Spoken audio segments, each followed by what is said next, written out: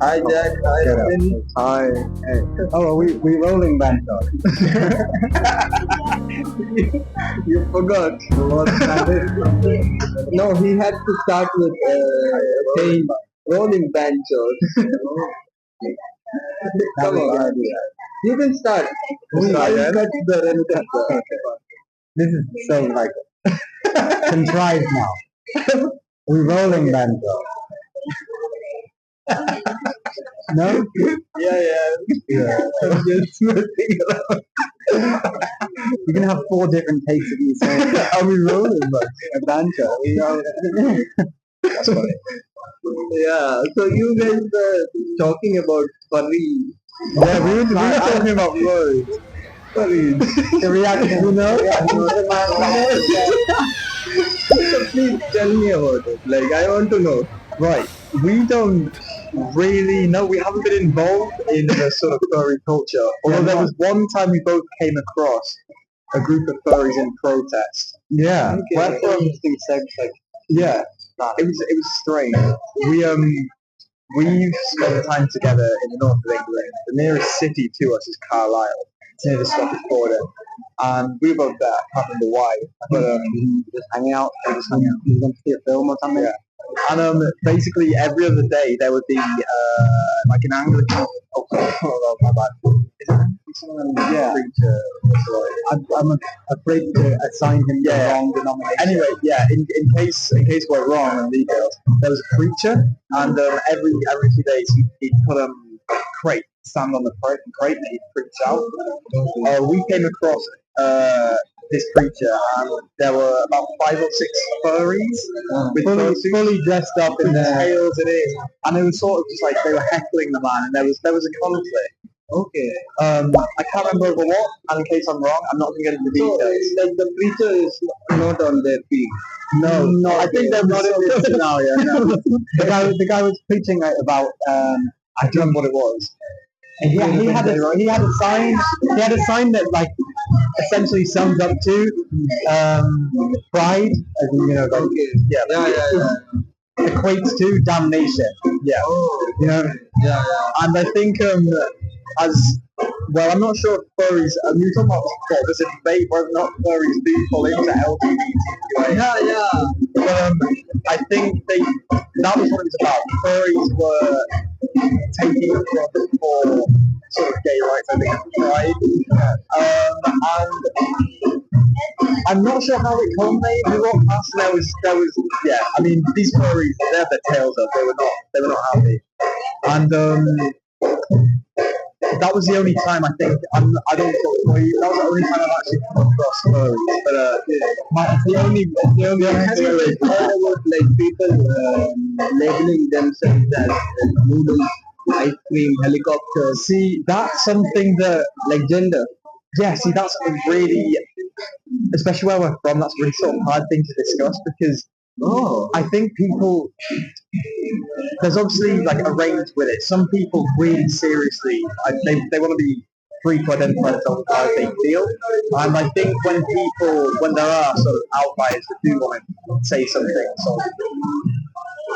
sort of far-fetched as I identify as individual, I think that does a lot more attention because people can, well, for people who want to identify as something, for instance, I'm not sure where to start with this. It's quite hard to talk about. But do you think like there should be 3 genders, or do you think like there should be more than 3? Listen, man, you can't hold the camera and then ask me to like define like what politics should be. No, these are things like some people recognize, label themselves as helicopter noodles. So the thing I'll say about that is that I think the extreme outliers of helicopters and noodles are often used by people who like fundamentally don't support income argument a movement as like a shock value.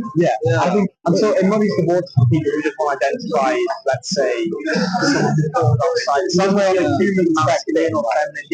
But I was thinking, like, like the children who are growing up in this age, like they are exposed to social media, and Yes. they are bound to have different realities. Maybe I haven't experienced.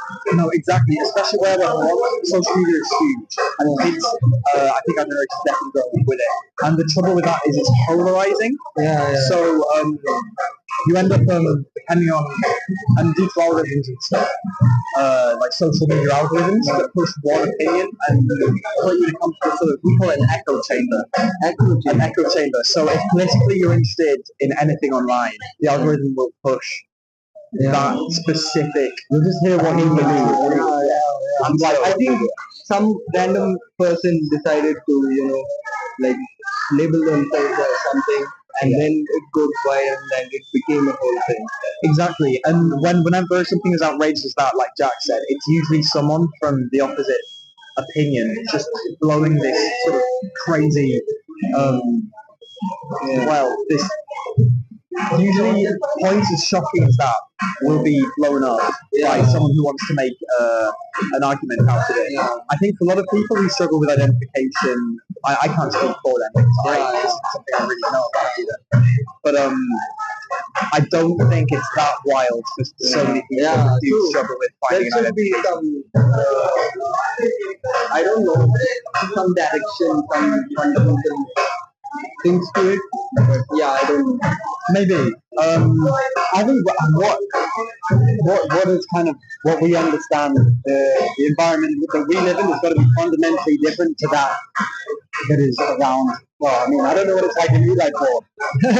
I've been in parts of India where in Goa, for example, it's a place that probably with the culture there, with the influx of foreigners, fairly like socially liberal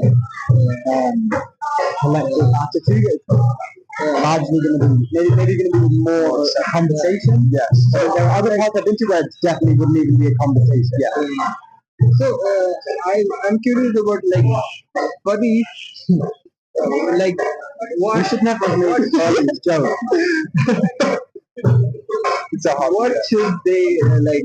What do you know? Like what they label themselves as? I think that's difficult because I think it's got to be different for different. It's got to be different. I think with furries, It's not a gender sort of a thing.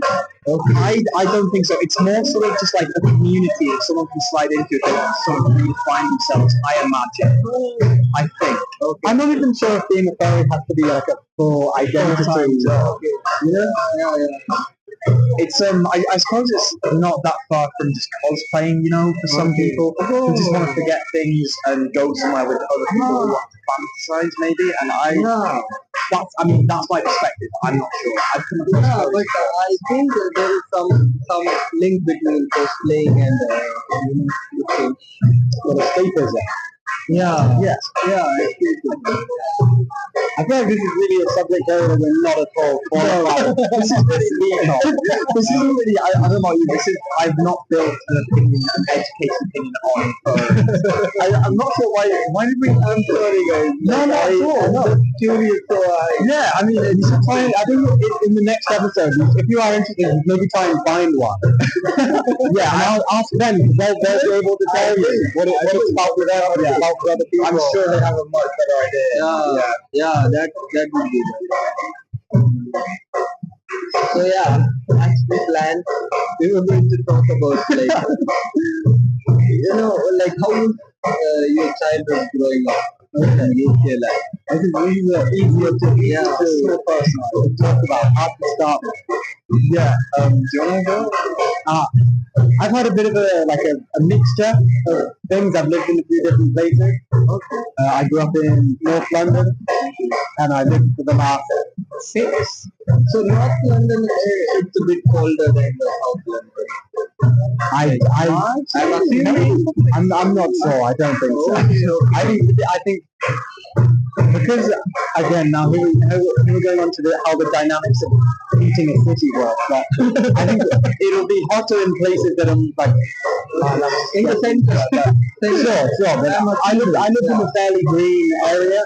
If you were in a more developed area like built out that was at the same sort of latitude, you'd have. I think that the difference. So you were growing up in different places like North London and then Can I remind you? Well, not remind you, but I think my. I mean, how long did you spend on the reunion for? Because that's interesting. Yeah, sure. Not very long at all. Not very long. I think maybe 2 or 3 months. I would. sorry, like Reunion? Reunion Island. Oh, okay. It's a bit of a tangent from North London, but yeah, sorry. I was looking for how long to spend. Yeah, I was there for a few months. My dad was doing some research on a road that I believe is called Le Route de Littoral. Le Route de Littoral. Oh, There's a highway that was being constructed on a bridge over the ocean, connecting a city called Saint Denis to. I'm not sure how far they were going, but as far as the port. what was your dad's research? He was looking into I guess, the politics around road building. I think it was part of a larger collection of research that was being done with road building in different places. I think there were PhD students doing their work on in different places. Yeah. But my experience of it was quite different. From I was 10 years old, so I wasn't really engaging with that. But I saw lots of different groups of people who were living in a place that is French in both kind of, I suppose, politics. Absolutely, it's a territory. Dom-tom, I'm not sure.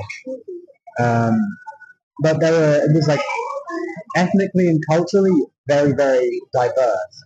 Lots of different groups of people who come by, different international circumstances, like big things that are happening across the world that resulted with lots of different groups of people ending up in this kind of volcanic island. People of that area, it is an island, I'm assuming. Yeah, it is an island. Native is hard to categorize in the context of reunion, I think. I couldn't tell you about the pre-historical context of the island. I'm just asking generally, is there like if there might be. Yeah, But it might also be a very multicultural. Absolutely multicultural. Yeah, people from Madagascar, people from France. I think a large kind of Indian diaspora population settling in Reunion. Again, I'm speaking of something that I have kind of vague memories of. Yeah. It's okay. So then after Long Island, where did you you have lived in several places? So after Reunion, we spent a few more years in London, and then in 2019, I moved up to Cumbria, where I went to the same school with him. Yeah. Oh, okay. And that's something that's kind of more in Cumbria. Northern County. And you, could you tell me about your early, growing up experience? So I grew up on a little farm, kind of out the way on Cumbria. It was originally an apple juice farm. We used to make apple juice. I grew up with 3 brothers, and being out of the way, I'm grateful for the way that I'm grateful that I had company where I grew up. And so my early childhood, I went to a primary school nearby, very small one. There were about 23 students. Then straight to Wakes, grammar school, and then you just doxed yourself. I just doxed myself, yeah. But I've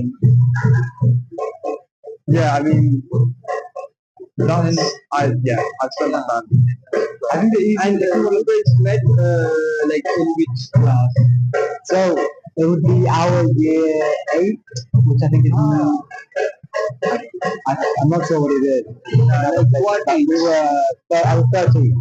Yeah, okay. It is somewhat same only. Right. Yeah. Zero. And I was moving from a different school, from a different part of the country. I didn't know anybody. And my first day, someone had spread a rumor around. Someone had seen someone sitting in I was an overweight Asian guy. And then I think some people were disappointed when I turned out not. Yeah, I think I remember when you were and someone reacted. Yeah. Like, okay. Robin was my friend from day one. Okay. Yeah, it's cool. I think I invited you to sit next to me. Oh, nice. It was great when Jack moved too. And you have been traveling since last few weeks. What do you mean? In this most recent trip? Yeah. From Gujarat. I've been in India for 2 months. 2 months. And I just came from Gujarat, but I've been around another. And you are taking like break after your schooling, right? Yeah. How old are you? I'm 19 years old. 19 years old. And he's traveling all across the world.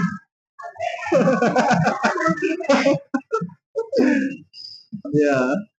I'm sorry. It's okay. It's okay. I mean, I think there's more of a culture for it in the UK than there is in India. I've spoken to people who are, like 5 or 6 years older. Parents to know that, after schooling, if you let your children travel, they could gain a lot of experience in the real world. I think I've definitely had experiences in India that would be pretty hard to replicate if I stayed at home. Yeah. And what is your, like, you are going to Himachal, after traveling in Rajasthan, you will be going to Himachal, and then after 1 month, you're going back, right? So we've got the plans to go to Himachal is because it's getting a little hot in Rajasthan. And I think Himachal might be a nice change of scenery. It's been 30 degrees wherever I've been for the last 2 months. And so some mountains and maybe some snow might be quite exciting. Might be quite good. And then I think we've got maybe a week in Himachal at this current plan, right? Nice. And then a few days in Delhi, and then I'm going to Kathmandu. Oh yeah, you're going to Nepal. Then after that, you will go to your home, right? Maybe I think we're stopping off in Italy as well. but yeah, that's the journey. That's it. Sure. And what about you guys are traveling together? We're traveling together, but up until a couple of days ago, we've been doing quite different stuff. What were you doing when he was going? So before this, I was actually in Guatemala. Guatemala. Where is that? I don't. It's Central America. Okay. Which was it was great. I went to do some volunteering work with an organisation called ARCAS, ARCAS is what the organisation is called. It's a conservation group, and I spent wildlife conservation. Yeah. So they work with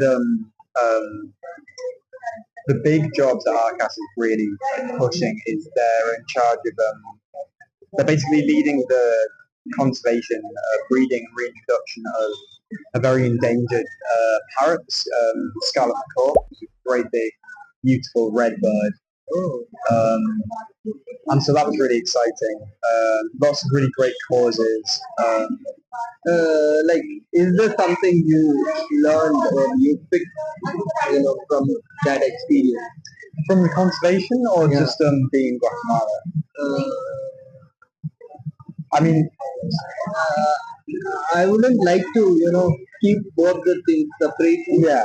So tell me what you learned from that experience. Well, in working, being at ARCAS, I learned a lot there about the wildlife trade and the dangers of trading there. So what sort of work did you have to do there? So I spent a lot of time cleaning cages and feeding the animals regularly. Yeah, it was really great. You got pretty close to them, and you're doing something really useful. Although, as I was there for a little bit longer than some other volunteers, gradually, I was doing sort of slightly less kind of cleaning in the cages and one job that I was really happy to be involved in was I was sent to sort of watch the parrots and try and identify a breeding pair so they could be coupled and maybe. Oh, wow. That was exciting. Yeah. But no, I had a great time there. Did you identify any breeding pairs, or did you split one partner apart? So my job basically was to go there with the camera and spend time just watching the interaction with the parrots, which can be quite hard sometimes because parrots interact with each other a lot, but it was great. It was quite sweet. It was like you could tell who was interested in who, and it was like a parrot romance. It was quite funny. And so I was there with the camera watching, see who was like breeding the other, wooing the other. Yeah, sort of. There were four, and I wasn't actually certain, but my job was just to take pictures, try and find identifying traits. It wasn't all on me because I don't be in that. Every parrot mate in the same way, or the styles are different. So different parrots. So it's. I think I'm not an expert, but what was nice about Scarlet Macaws is they mate for life, which is really sweet. Like they mate for life. Yeah, which means basically if they find a partner, they will stay with the partner pretty much until they die. Like they'll reproduce with only one partner, and so that was exciting because it's quite an important job. You've got to get it right. You can't have two wrong parrots together.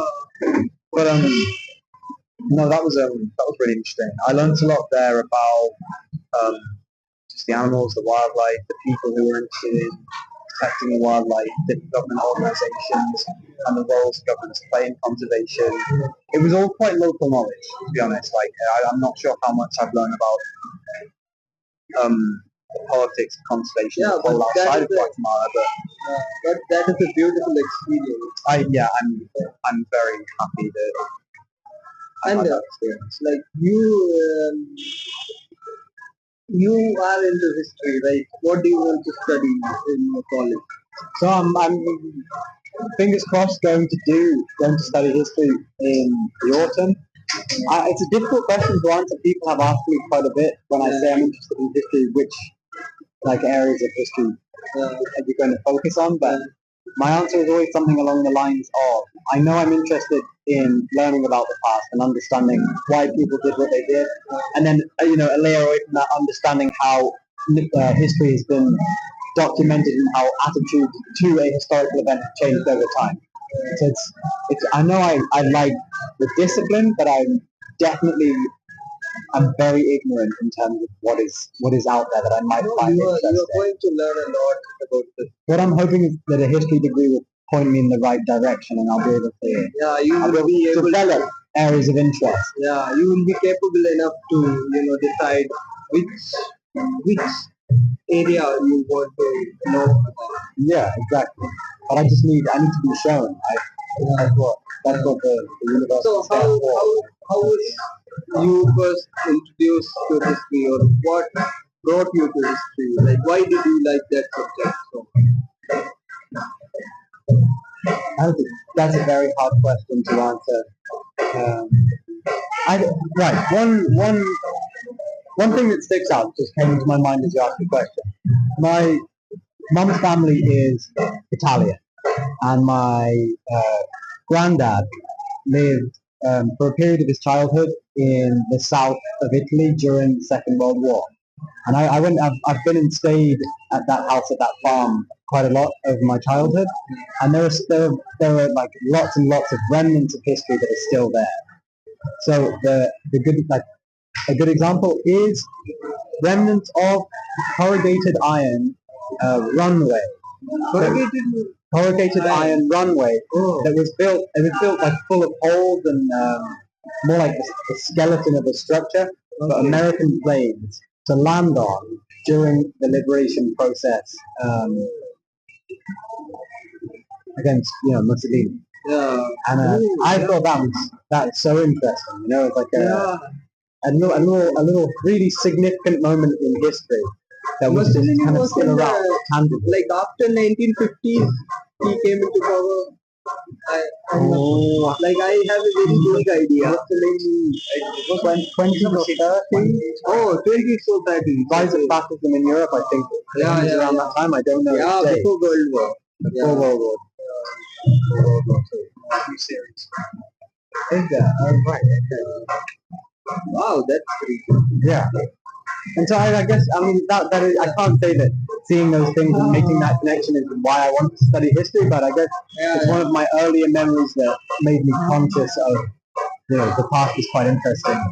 And That's very interesting. it's all around. Yeah, like I look for my island's history, and like I don't know anything about what happened, so I only hear what my relatives said, my older relatives said. Sure. So like that's what interested me into history, knowing about my island. I guess that's a much an oral history rather than a written history, right? Yeah. Like they're saying poetry, and through that, In which language? in Mahal language, which is like a dialect of Maldivian language. Right. Okay. So like they have oral history, oral stories, usually making fun of someone like that. Right. Yeah. Oh. So it's linguistically Minicoy, right? Yeah, Minicoy. Minicoy, sorry. Yeah. It's linguistically closer to the Maldives than to India. Yes. But Like my island is linguistically closer to Maldives than India. right. The rest of the 10 islands in Lakshadweep are closer to Malayalam, like Kerala. I feel like there's a story there. Yeah. Yes, there is a story Kerala was under Tipu Sultan. You remember, like Mysore, there was a king, and British fought really hard to occupy Mysore, but couldn't. In the end, they could somehow. So Tipu Sultan was the southern king during the British period, and he ruled Kerala also, some parts of Kerala, and under one queen of Kerala comes the Lakshadweep Islands. She is from the northern part of Kerala. So these 10 other 9 islands or 10 islands, they speak Malayalam dialect, and we came under the Maldivian king. So that's how, and we had relations with Maldives. So like it was basically Maldivian people settled in this island. And yet Minicoy is an Indian territory. Yeah. So after, like when the British came, Minicoy was also British came till Minicoy. They didn't go to Maldives. So like it became part of India, British India. Right. So that's how it merged into like Indian people. See, that's why I like history. You see something and then as a whole, I'd love to go into detail about, I'd love to ask you more about lots and lots of things that you just described. So there is also this story that when like very frequent cyclones happen in that area, right? So when one cyclone happened, Maldives was devastated, and so was Minicoy. But Minicoy was under Maldivian rule, right?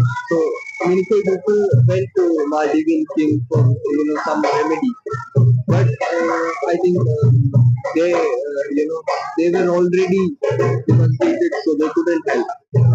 So then I think Minicoy approached Indian. So they helped. For how long ago was that?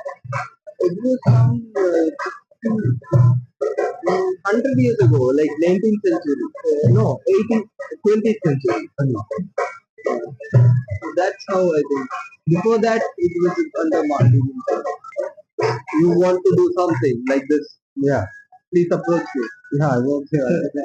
If that comes to be the case, I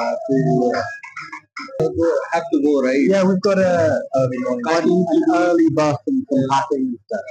It's a shame. There's a lot that we would have liked to talk about. Yeah. Maybe next time. Maybe next time we'll meet. Maybe in Himachal or maybe somewhere. We could record the second half of it in Marathon. We'll start with something other than yeah, maybe we should lead in with music. Yeah, Yeah. And these guys are starting, music.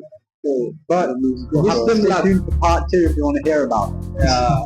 Yeah, we're so sure that you feel that your feet are feet and not paws. Maybe like, is there an area with a doubt? Do you feel? At the end of the day, everybody is deserving of love and compassion. Absolutely. And that's the message that I think we would like to leave. Yeah, that's the good one. Alright. Well, thank you very much. Like, share, and subscribe. Yeah.